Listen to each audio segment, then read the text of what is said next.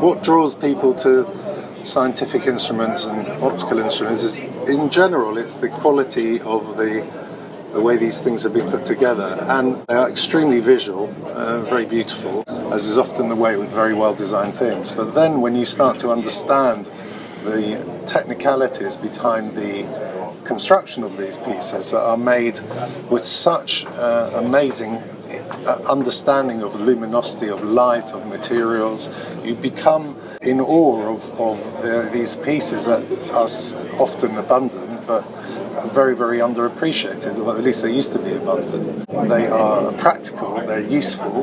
The optics can be used as binoculars, and then they're also very beautiful. So you have this amazing thing that is really not well understood, and yet you're staring at these extraordinary works of art and extraordinary scientific development minds that have been able to produce these things. When we're looking at optical instruments, of course all the classic names like Carl Zeiss and Nikko and the Japanese and Ross, they're the great names that come up. Tokyo Optical Instrument Company, everybody's familiar with Zeiss.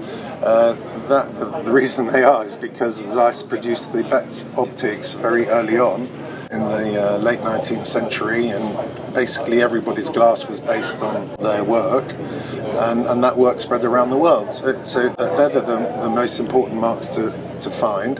And as always, each binocular or telescope might have been made perfectly. Over time it may have deteriorated, so it's often very important to check each one individually and see if the optics are original and if their clarity hasn't changed, and to find obviously a piece in original condition with the optics in a perfect state is the ideal. Hatchwell Antiques has an exceptional reputation for aeronautical pieces, from ejector seats to aircraft propellers. How do you source these rare items, and what makes a piece museum quality versus decorative? When we're talking about aeronautical things, everything in an aeroplane has been designed and analysed, and its practicality, and as it happens, in most things in an aeroplane happen to be so refined, and that often leads to a very beautiful design. What becomes a collector's piece is when you can associate a design or a particular part of an aeroplane to be involved in a historic aeroplane. For example, everyone knows the Supermarine Spitfire. It's wonderful to have a propeller or a tail wheel. Concorde, of course, is the other iconic plane that everybody loves, and to get parts from the engines, which were part of our original acquisitions, they are very sought after, but they're very rare, so there you go. Today we buy Harrier engines and dismantle them, turn them into pieces that people would like to use. The difference between a collectible piece and a museum piece is normally its history, because the quality of these pieces is uniform and it's of the highest standard. For someone starting a collection in scientific instruments or marine antiques, what's your advice on building a cohesive collection? When anyone is considering starting a marine collection or a scientific collection, the most important thing is quality. And these pieces tend to be of the highest quality because the navigation instruments were designed so you could safely navigate around the world. So the standard tends to be quite uniform. There are some very early makers that are very important in the late 18th and early 19th century. Of course, if you have an early piece that is in good condition made by them, then it commands a higher price and also adds to the importance of your collection. And not all of the collection needs to be of very high value, but of course the higher up the level and the rarity you go, it requires a greater investment. But that is something that will always return, because as in all collecting, the higher you place yourself, the more desirable your collection will be, and therefore it will be more valuable in the years to come, because all these things are actually getting much more rare and disappearing or getting damaged or lost. So whatever you buy, as long as it's at the highest standard, the highest quality, it will, and the best names, you will improve the value of your collection.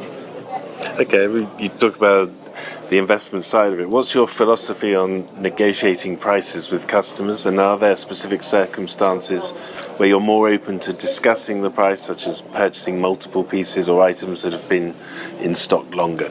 We're always interested in assisting our clients with good investments, but there is a natural rising level to the prices in this field because they are becoming more and more rare. And one has to always bear in mind that these pieces were extremely expensive to make. So they were made in few numbers, and because they were highly prized objects for navigation or for scientific use. So they were never produced in abundance, and therefore their numbers is reducing. So the value is actually always increasing and will continue to. What's the difference between conservation and restoration in your field? And would you recommend a client leave a piece in original condition versus having work done?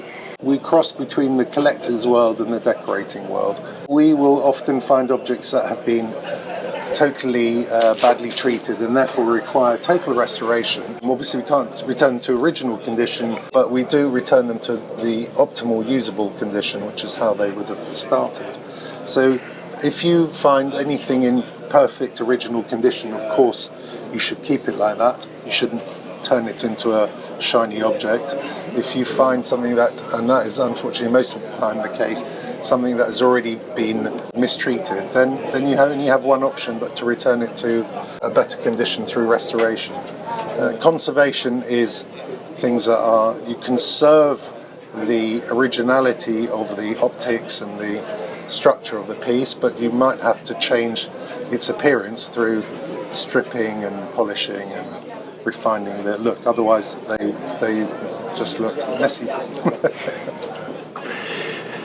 You mentioned decorative, and many of the pieces are the turbines, telescopes, the aircraft models. They make dramatic design statements. How do you advise clients on incorporating these sort of industrial or scientific pieces into residential or commercial interiors? The beauty of most of the designs and the pieces that we have is that the designs are quite pure and strict, and that's the beauty of good engineering.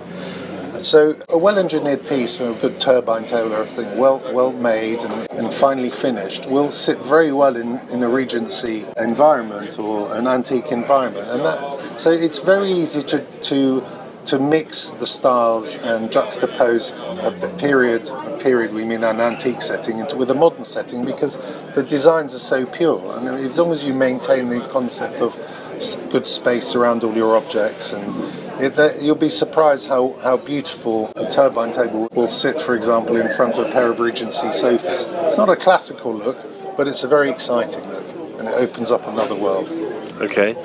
And just to end on, you're a multi-generational business. What's changed and what's different today? The antiques business is one of these amazing businesses that every day you go out and you find something that you've never seen before. So you can have as much experience as you like, but there's always a challenge. There's always another piece to understand and see. So that refers to scientific, to furniture, to art, to optics, everything. So that part of our business hasn't changed. What has changed is the understanding that people have, and also the attraction that people have.